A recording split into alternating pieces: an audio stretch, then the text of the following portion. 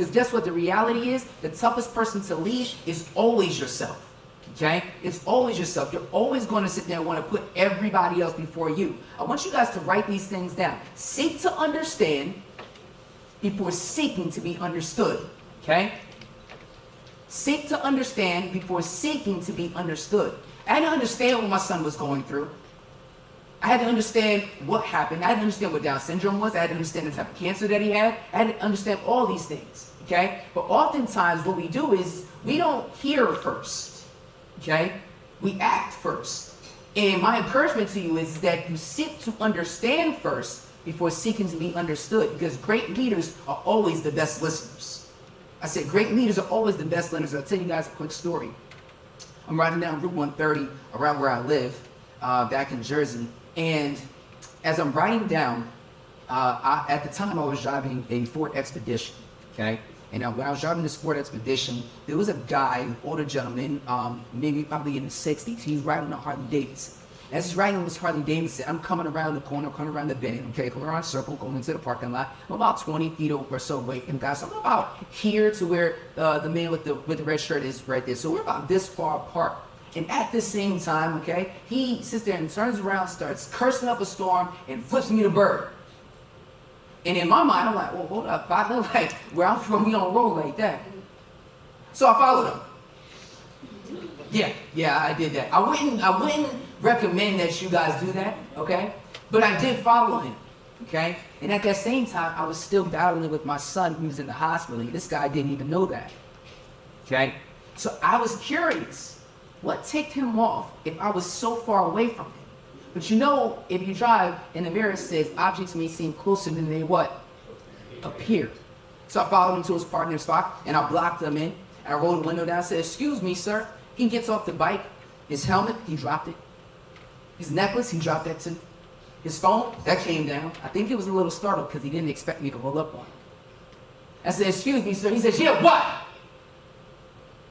He says, listen, you're coming around all fast. I'm on a bike, You need to watch where you're going, I'm on a bike. And he's going. And the next thing I see is that, man, this dude is angry. And I'm just staring at him and just listen. And I started to understand what he really needed. And I said, sir, may I speak? He says, yeah, what? I said, I was never going to hit you. I'm conscious of my brothers and sisters on the road. I was never going to hit you. I said, man, I love you. I would never do that. And he stopped and he was like, man, I'm sorry. You know, I just get nervous. And in my mind, I'm thinking, man, if you're that nervous, then maybe you shouldn't be riding a Harley Davidson. But the fact is that hate cannot drive out hate, only love can do that. Okay, Martin Luther King said that hate cannot drive out hate, only love can do that. And the fact is I had to make sure that I understood this man before I reacted to the situation. Does that make sense? If it makes sense, say aye. Okay? The next thing really quickly, okay? Develop self-discipline. I had to have self-discipline in order to deal with this guy. Okay? I didn't know exactly what he was going to do, but I had this intuition that this guy needed some love. Okay? By the time he went into the supermarket, he came right back out for 2 seconds and left. So I think he forgot what it is that he came for. But that didn't matter. The fact is that he knows somebody out in the world that never knew him a day in his life said, I love you. And that's all he really needed. Sometimes with your coworkers, as you guys are going through your journey, maybe it's year 2, maybe it's year 3, and you're like, man, I'm feeling the drop off, right? I'm feeling like, I don't know if this is for me. I don't know if I can keep going. I don't know if I can keep pushing. That's when we all have to seek to understand our colleagues. Like, yo, we came in this game together. What do you need from me? Because I got you. I'll spot you. The reality is that we are called to carry one another's burdens, okay? But only for a period of time, because the journey is a long way and it can get real heavy. And as it gets heavy, I may need you to hold this for me, just for a period of time, until I'm able to get back on my feet, and then I'll take that right back on and keep pushing and keep on to the next level. Does that make sense? Yeah? All right, here we go, right? We got to practice patience, okay? There is no such thing as instant greatness immaturity, right? There's no such thing as instant greatness and maturity. We have to practice patience. When I was in the hospital with my son, I remember a time, I don't tell the story often, but there was a time where my son was back, when he came down with leukemia, he was just around 4, around 5, okay? And I remember my son had a keloid that was developing in his chest.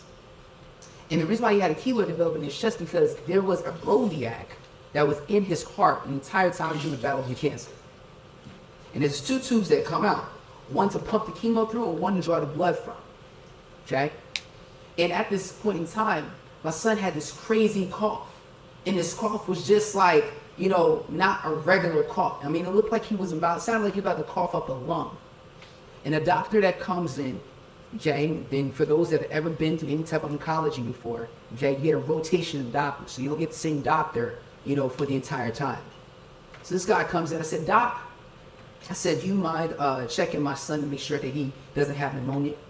I said, he's got this crazy cough, and I just want to cancel out pneumonia just to make sure that everything is okay. And he said, well, I checked him out, and he doesn't have pneumonia. I said, Doc, do you mind just giving him an x-ray just so that me and my wife have peace of mind? He said, no, I'm not giving him an x-ray. He doesn't have pneumonia. I said, well, he has something, because guess what? This cough is not normal. So can you please give him an x-ray just to make sure? And he said no for the 3rd time. This is where practicing patience comes in, guys. Because as a father and a leader, I'm going to tell you right now, I wanted to go upside this guy's head, okay? But I had to make sure that I was patient enough, okay, to get through. Why? Because I'm not fighting for me. I'm fighting for my son. You're not fighting for you. You're fighting for the person that's next to you. You're not fighting for you. You're fighting for the person that comes behind you. You're not fighting for you. You're fighting for the generation that comes after you. So he leaves the room. My wife is highly upset, okay? And my wife is Latina, so sometimes they can get kind of hot, right? And she gave me that look. And for the husbands in the room, you guys know that look. The wife says a lot without saying anything at all, right? If you got a girlfriend, guess what? Fellas, y'all know what I'm talking about, okay?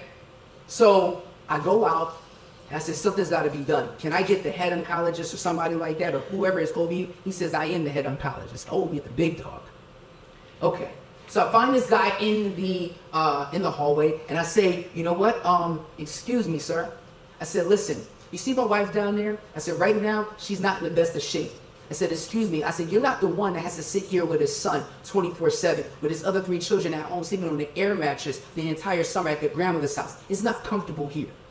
I said, you get to go home to your nice house, your fancy car. You get to go do all of that. I got to stay here fighting for my son's life. I'm not sure if you've ever really been in this position, but you got to understand where I'm coming from as a father. I would appreciate it, Doc, if you give my son the x-ray just so that we have peace of mind. It won't cost you a thing. He said, you know what? You're right. You're right. I'll raise him the x-ray. Now, my son didn't have pneumonia, but you know what they found? They found that the Brodiac that was in his chest started coming out, which got infected even more and set us back even further, right? So here's the deal. If I didn't practice the patience, okay, if I took another route or another way, right, I had to really take a moment to think how to go forward, right? But also keep the environment safe as well too, okay, to where it didn't go super hostile at all. So I had to make sure of that. And for that, they found that the Brodiac was coming out of his chest and they were able to put him back in. And therefore, kept us on track. Does that make sense? If it makes sense, say aye. Awesome, okay? Really quick, leaders need to learn, okay? The point of leading is to not cross the finish line first, but rather it's to take others across the finish line with you, okay?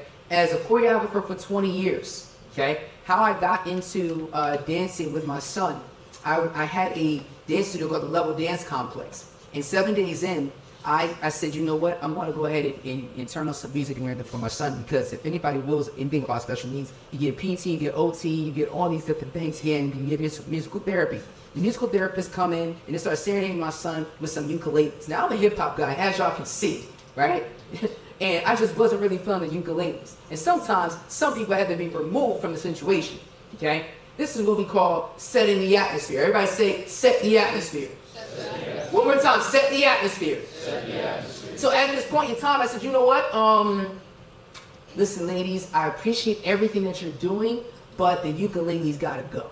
I said to my wife, throw on some James Brown, and let's get busy. And at this point in time, my son was only 14 months old, but because of his Down syndrome, he had low muscle tone, so he really couldn't even sit up.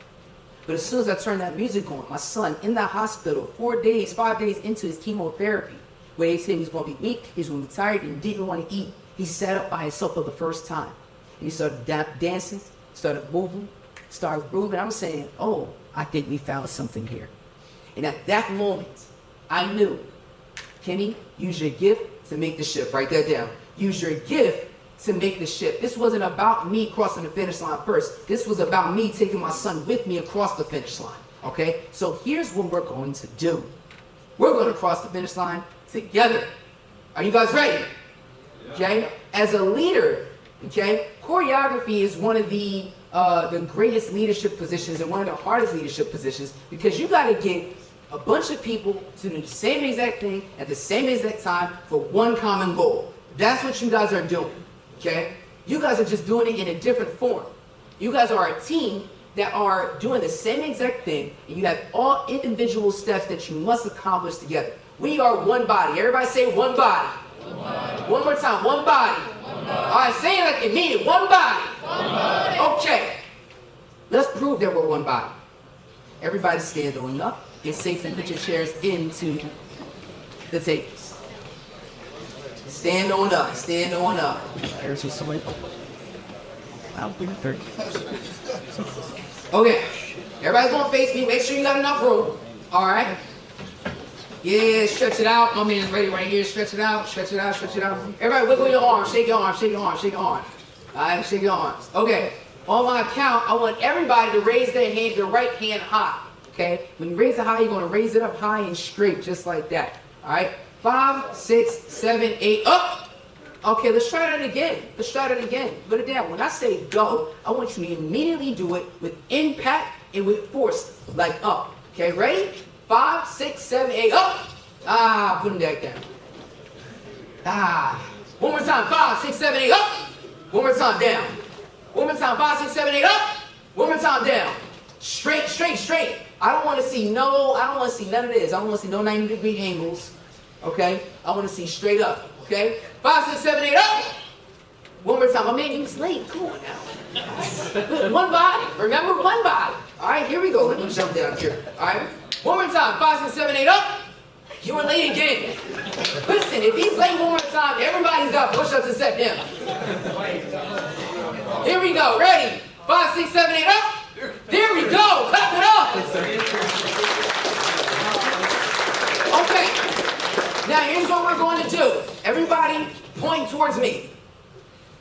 Okay? With your right hand, not your left. Everybody make sure you got your right hand up. Okay. On my count, you're going to go away. So you're opposite of me. So I'm going to turn around. Okay? And you're here. And you're going to go 1, 2, 3, 4. Everybody got that? If you got it, say aye. Aye. Okay, here we go. Ready? 5, 6, 7, go. 1, 2, 3, 4. Good. Now you're going to switch hands. You're going to point the other direction. And you're going to go 1, 2, 3, 4. If you got that, say aye. Aye. And then you're going to do it again. 1, 2, 3, 4. And then you're going to do it again. 1, 2, 3, 4. Everybody got it? If you got it, say aye. Aye. Okay. So we're going to do that 3 times. All right? So we're going to go 1, 2, 3, 4. 1, 2, 3, 4. 1, 2, 3. Hands up like this. Sorry. Like I didn't do it. Okay? And then you're going to shake your head. 1 and 2 and 3 and 4. All right? Everybody got it? You got to say all right. All right, let's have some fun. Here we go. Ready? 1, 2, 3, 4. 1, 2, 3, 4. 1, 2, 3, 4. 1 and 2 and 3, 4. Everybody got it? Let me see. Here we go. Ready? 5, 6, 7, and go. 1, 2, 3, 4. 1, 2, 3, 4. 1, 2, 3, 4. 1 and 2 and 3, 4. Yes! There we go. Now, we're going to do that 2 times in a row. Okay? 2 times in a row. Same counts 2 times in a row. Alright? We're all one body going to one common place, okay? Here we go. 5, 6, 7, and 1, 2, 3, 4. 1, 2, 3, 4. 1, 2, 3, 4. 1 and 2 and 3, 4. Orange messed up here. But it's all good. It's all good. DJ, you got me? Okay, we're gonna do it with some music. You guys ready? Here we go. Yeah, let's go. On my count. On my count.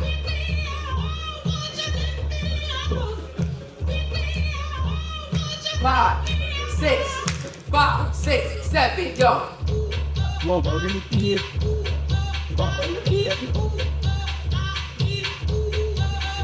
Yeah! Again! Again!